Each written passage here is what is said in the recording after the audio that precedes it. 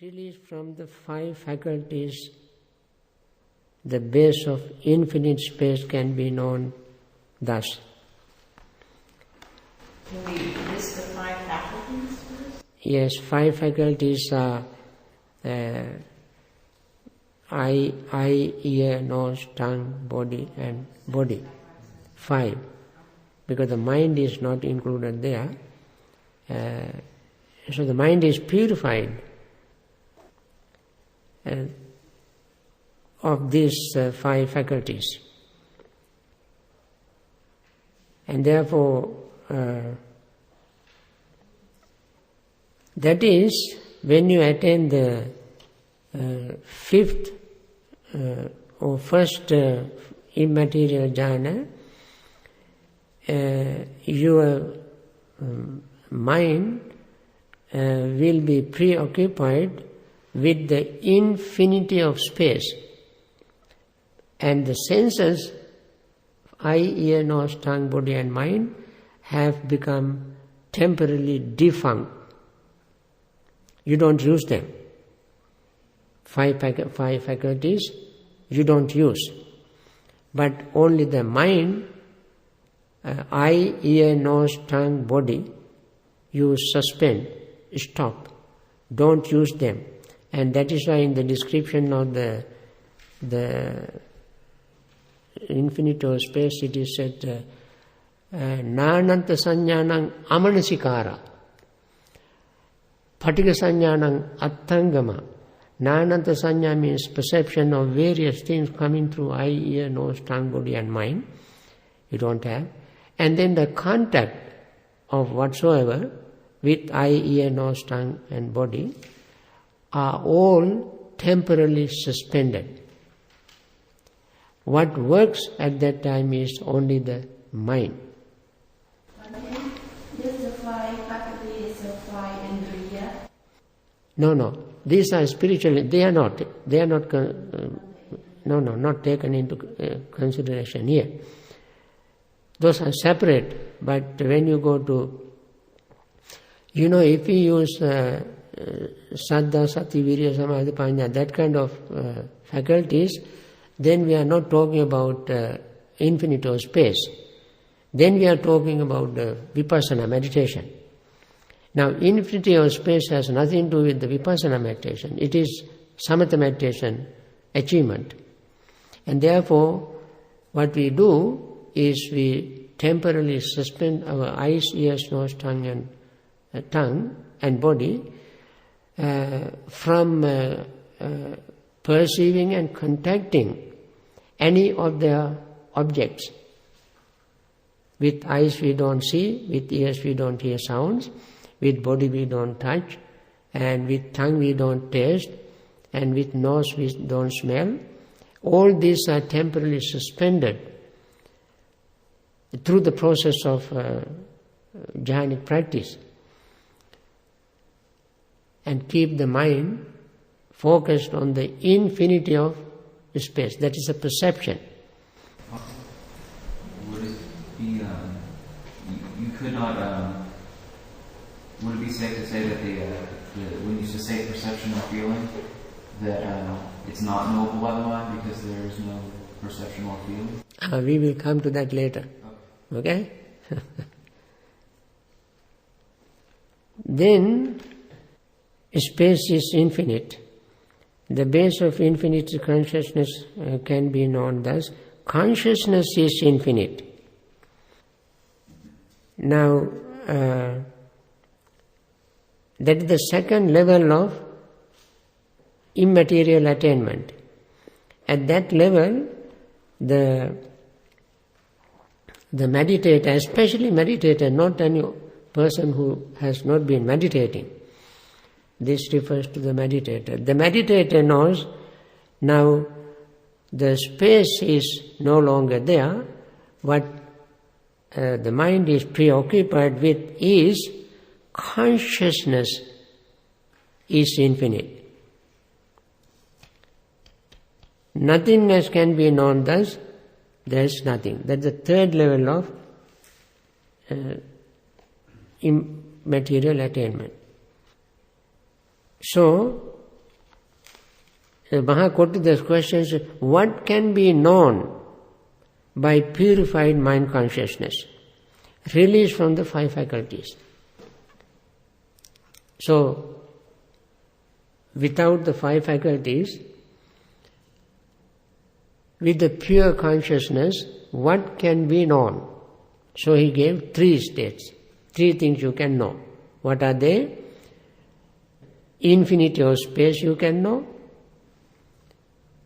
To know the infinity of space, you don't have to look at the space with the eyes, because your eyes are closed. And then second thing you know, consciousness is infinite. And that also you don't see with, anyway, even if you open the eyes, you can never see consciousness. That also is known only by the mind. And the third thing is emptiness of or nothingness. Nothingness you cannot see. Nothingness is mental state.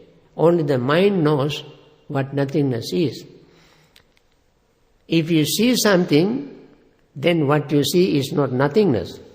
What is somethingness? Not nothingness. It goes away. Eh? When you think you see something, when it's happening, when you're at that place where you're very clear and it's just consciousness, the minute you go, oh, this is consciousness, and then it goes. Yeah. It's gone. Right. Sometimes the third supramundane jhana is translated as nothing whatsoever. Supramundane jhanas? No. Mundane. Immaterial jhana. Immaterial. Right. Is sometimes translated as nothing whatsoever. Is this the same as seeing sunyata, or the same as seeing anatta? No, different. Different. In sunyata, vimokka mukha, we will come to that later on in this discourse. What we do not see is an insight, vipassana, meditation, attainment. What we see here is samatha meditation attainment. In samatha meditation attainment, we have trained our mind to perceive space and consciousness, and then there is nothing for the mind or consciousness to see or perceive. The fact that one cannot perceive something does not mean something does not exist. Something still exists. When we attain supramundane levels, through the vipassana practice, nothing means literally nothing. Not something is there but we cannot see. In a mundane level, there is something which we cannot see. In supramundane level, nothing means there is nothing. Big difference between these two. So, we go to number 12. Friends, what is the purpose of wisdom? See, very pertinent question. What is the purpose of wisdom? Purpose of wisdom, friend, is direct knowledge. Pariññā. The purpose of full understanding, that is purpose of the abandoning. The Four Noble Truths. Four Noble Truths. Yes. Is abandoning also disenchantment? And you get disenchantment and then you abandon? Right. After disenchantment you have abandoning. Yeah. In disenchantment arises from seeing anicca, anicca-anupassi. Then between anicca-anupassi and viraga-anupassi there is another stage which is not mentioned in the Ānapānasati Sutta. The state between these two is nibbida. Nibbida and then viraga. Anicca, nibbida, viraga. Nibbida is disenchantment, as I mentioned yesterday. Did you say that direct knowledge applies to the third noble truth of the end of suffering? Right. And that full understanding applies to the first noble truth of suffering? First noble truth of suffering. And then abandoning applies to the second noble. Second noble truth. Oh, okay. The purpose of abandoning is the second noble truth? It applies to the second noble truth. Yeah. The cause of suffering. Mm-hmm. Okay. And the purpose? The purpose of wisdom is abandoning of suffering. I think when it says, friend, on that 11th one, friend, what does one understand? What does one understand? A state that can be known. And then it drops down to the eye of wisdom. Does the eye of wisdom occur in this nothing state? No. Eye of wisdom occurs in the nothing state. That nothing state is not mundane nothing state. It is supramundane nothing state, as I mentioned earlier answering his question. The nothing has two meanings. One is nothing in the sense of you can perceive, but it doesn't mean nothing. Something is there. But the other nothing is real nothing. It is not a temporary nothing, it is a permanent nothing. One is temporary nothing, other is permanent nothing. This one's temporary, we're talking about here. Right. We get rid of the sentence. Right. And then the eye of wisdom has an opportunity to evolve. Right. Higher wisdom is which part you refer to? Which section you are referring to in the book? Number 11. Number 11. Yes. Friend, one understands a state that can be known with the eye of wisdom. That is Nyaya Dhamma. Nyaya Dhamma is, I think Nyaya Dhamma here is all the Dhammas that can be known. The state here is Dhamma. You can see the footnotes for 38. Panya Chaku is wisdom itself called an eye in the sense that is organ of spiritual vision. So, although it's used as spiritual vision, it doesn't tell what you know. The state here is Dhamma. Dhamma means Nyaya Dhamma. Nyaya Dhamma means that which you can see with wisdom. What you can see with wisdom is Anicca Dukkha Anatta. And that is why we see in the Dhammapada Sabbe Sankhara Anicchati Yada Panyaya Passati. Panyaya Passati means seeing with wisdom. What do you see with wisdom? Anicca, Dukkha, Anatta. Anicca is Dhamma, Dukkha is Dhamma, Anatta is Dhamma. Now, when you say Anicca is Dhamma, it is not something yet that you can, that is tangible, that is visible.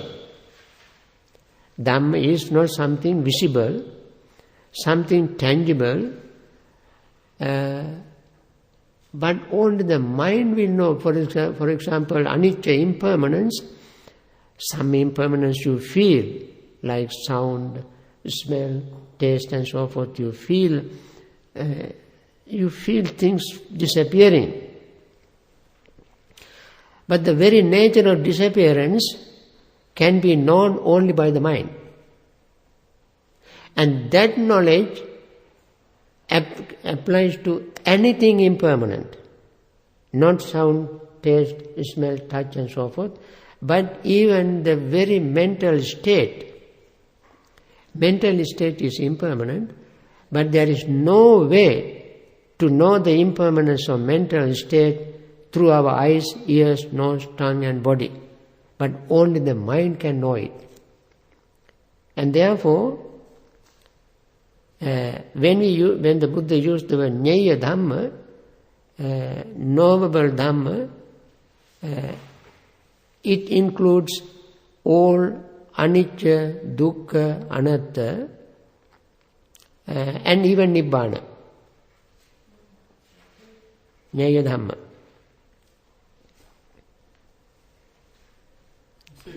Bhante, can you use these terms again, as direct knowledge and full understanding and abandoning, how they correlate with the Four Noble Truths? 1, 2, 3, and 4. Okay. Abhinya is direct knowledge of suffering. Parinya is direct knowledge of nibbana. Pahana is the abandoning of greed. So it's number 2 then. Bhavana. That's the second noble truth. Second noble truth, Bhavana. Abhinya, dukkha, parinya, nibbana, Bhavana, craving, and Bhavana, Four Noble Truth, the path, the Fourth Noble Truth. Thank you. Bhante, I think Parinya refers to First Noble Truth, for understanding. Yeah. But you said... I said other way around. Yeah, okay. Thank you for correcting it. That is the purpose of listening mindfully. All the examples that you gave of signs were involving physical characteristics that are perceived with the senses. I wonder whether the purified mind consciousness, which is perceiving the base of infinite space and so forth, is that still involving the sanya? Yes, Akasananchayatana sanya. Yeah. Okay, now we go to the number 13. How many conditions are there for the arising of right view? You know, this discourse, every paragraph is very important. So, because it deals with very fundamental, basic terms that we all should know. Friend, Venerable Sariputta answers the question saying, there are 2 conditions for the arising of right view. The voice of another and wise attention. Parato ghosa pacchaya and mindful reflection, or yoniso manasikara. These 2 terms also we must remember in Pali. Remembering them in Pali is very important. Parato ghosa pacchaya. Pacchaya means cause. Para means others. Even in Thai language, foreigners are called farang. Farang. Others. Ghosa means sound. Sound of others. Not that any filthy sound, but sound of Dhamma. Coming from outside. That is called Parato Ghosa Pacchaya. When we break down the word into these segments, then we can see the deep meaning. The sound coming from others. And then It does not mean any sound. However, if you have mindful reflection, any sound coming from others can be used for insight. Any sound, dirty sound, pleasant sound, unpleasant sound, neutral sound, and so forth and so on. How? Any sound is marked with the same characteristic. Any sound is impermanent. Any sound is unsatisfactory. Any sound is without self. So the mindful reflection is absolutely necessary to hear a sound. Normally this is not the way it is explained. Paratogo sappacca means hearing the Dhamma. Hearing the Dhamma is also very important, very important. For one whose mind is not very highly developed, but whose mind is very highly developed, any sound can be used as an object of vipassana meditation to see impermanence, unsatisfactoriness and selflessness, provided the person is used his yoniso manasikara, mindful reflection. When we hear a sound, this wise consideration, yoniso manasikara is another very heavily loaded term. Although we use it very casually, it has a very deep meaning. It means yoni is origin, source. In Sanskrit, Pali, in Sinhalese also we use the word yoni for the birth canal. Yoni, origin, beginning. Manasikara means reflection. That means reflecting from the root. What are the roots? There are 6 roots. 3 wholesome roots, 3 unwholesome roots. Remember in Sammaditya Sutta, Venerable Sariputta explaining Sammaditya Sutta, the first thing he said there was knowing unwholesome as unwholesome, and the knowing the root of unwholesome as unwholesome. Knowing the wholesome as wholesome, knowing the root of wholesome as wholesome. What are the unwholesome? 10 unwholesome karmas. 3 with the body, 4 with the word, and 3 with the mind. You can see in the Sammaditya Sutta, Sutta number 9, these 10 are with the body, killing, stealing, and misconducting sensual pleasures. 3. Verbal, telling lies, using divisive talks, harsh words, and meaningless, senseless words. 4. In the mind, with the mind, covetousness, desire for somebody's property, somebody's things, hatred and wrong view. These are the 10 what we call unwholesome karmas. And they have unwholesome roots. What are the unwholesome roots? 3. Greed, hatred and delusion. So when we mindfully reflect, we can, when we hear a sound, we mindfully reflect on the sound. Then we can see, while hearing the sound, whether greed arises in us, or hatred arises in us, or delusion arises in us. depending on the sound. So we go to the root.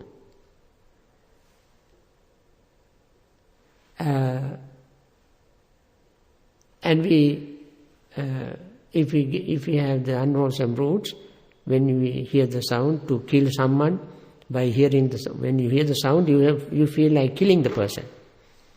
That comes from the hatred. When you hear the sound, you feel like going and hugging the person. That comes from the greed. And so forth. Mindfully reflect, you can see what kind of reaction you will have in your mind. Whether it comes from the greed, hatred or delusion. On the other hand, when you hear a sound, you have to see in your mind whether the sound is generating generosity, letting go, or no, wholesome mental states. First is non-killing. Non-killing means letting others live. That is metta. Not stealing. Letting others enjoy what they have, appreciative joy. Then sensual, abusing sensual pleasure. Non-abusing sensual pleasures. That means appreciating what they have and maintain one's own dignity and honor. That is the 3 wholesome side. And the 4 wholesome words are not telling that when you hear the sound, you don't try to,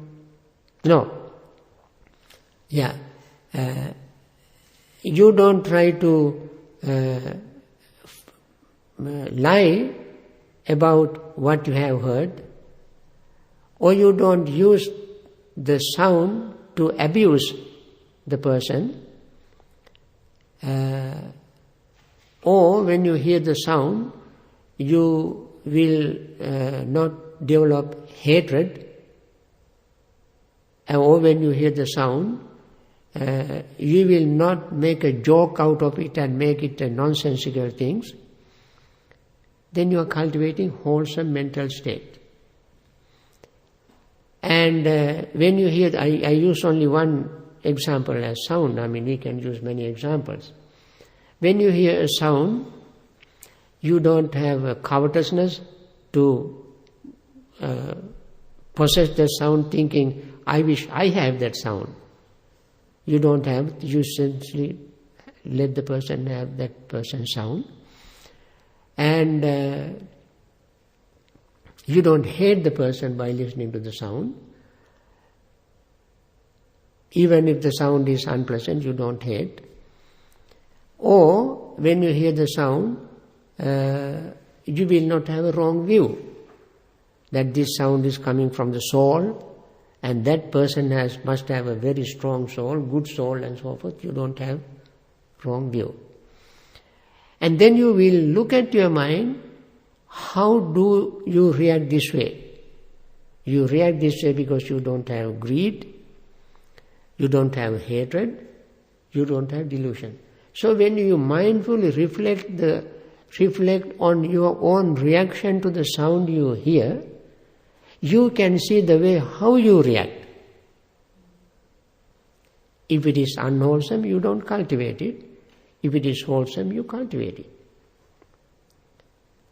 And if you mindfully reflect, if an unwholesome mental reaction arises, you let it go. And so forth, using all the 4 right effort and so forth. All this we can apply when we have mindful reflection. By seeing the root.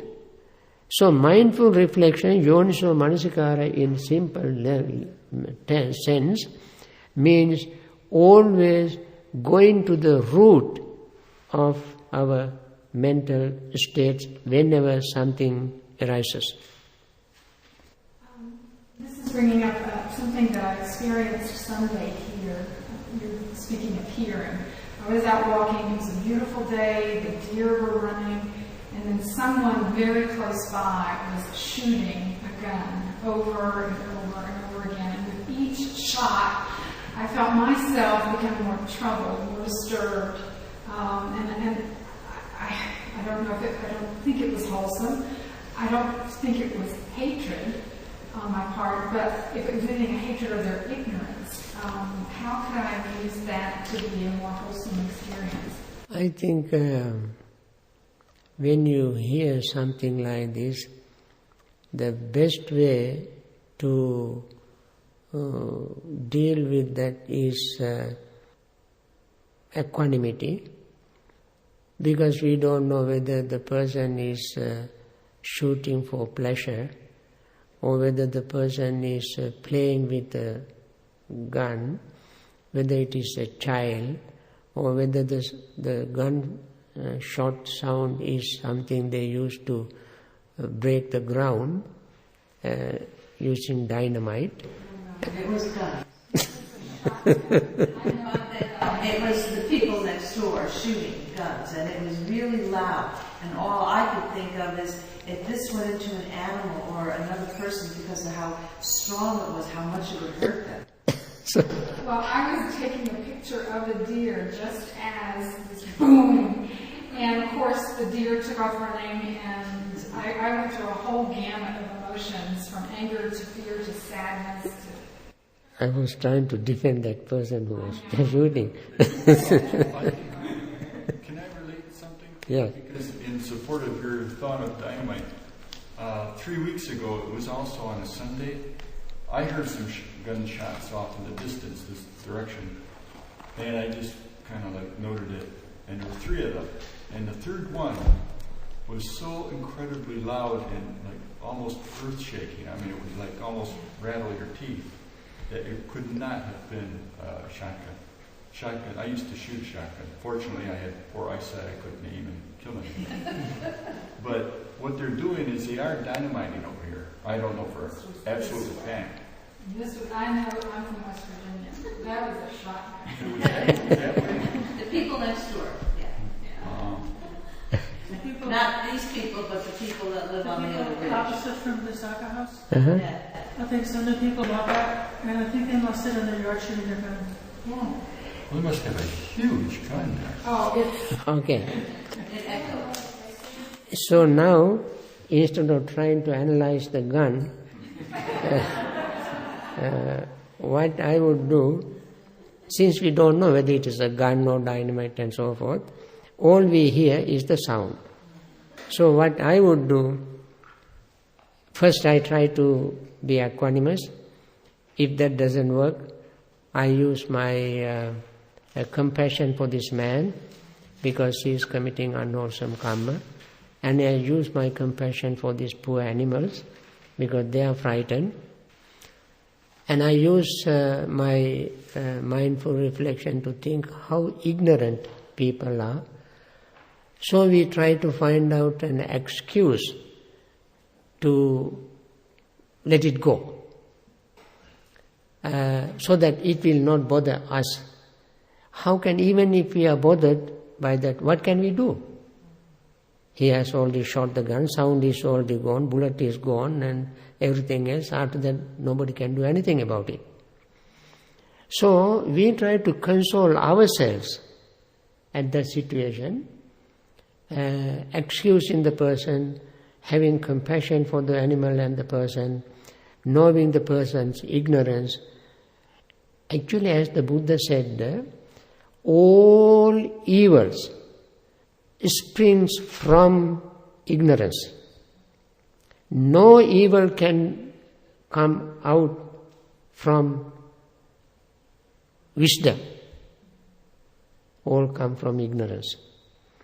With that, friends, I have to close the session. We didn't have time to discuss because the discourse is so deep and interesting. I also didn't feel like stopping for a break. So let us see what we can do this afternoon. Afternoon, as I have mentioned to several people already, especially these ladies, At 4 o'clock we have a discussion. Ladies can have a discussion with these bhikkhunis in the Sangha hall, and men can have a discussion with monks here in the meditation hall, so that they also will have some job to do.